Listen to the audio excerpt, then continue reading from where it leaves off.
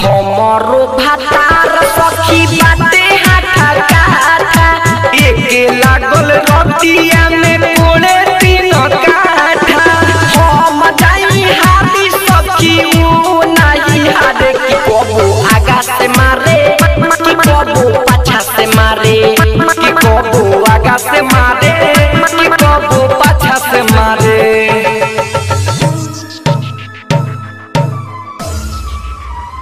कि कबो आगा से मारे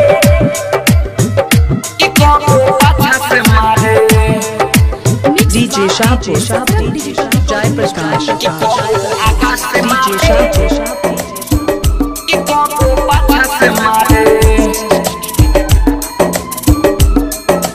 सोनिया के मन न भरे तुम्हारे फेरू दर्द कोने लागे पेड़ू मन न भरे तुम्हारे फेरू दर्द करे लागे पेड़ू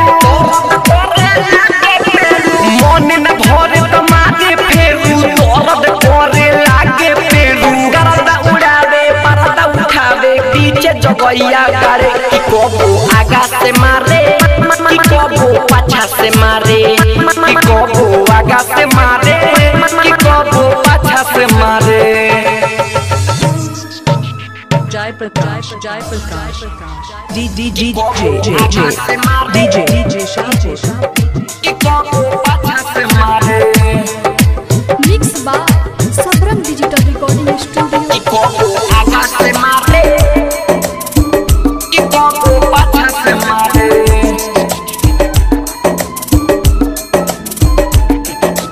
अहमद राज्य सुन सवदा मारे तो कोरे समान खड़ा फोन अहमद राज्य सुन सवदा मारे तो कोरे समान खड़ा फोन अहमद राज्य सुन सवदा मारे तो कोरे समान खड़ा फोन प्रकाश जितेंद्र जी तू बीच जगहिया फारे कि कबो आगा से मारे कि कबो पाछा से मारे कि कबो आगा से मारे कि कबो पाछा से मारे। Mobile number 70 79 82 84 14।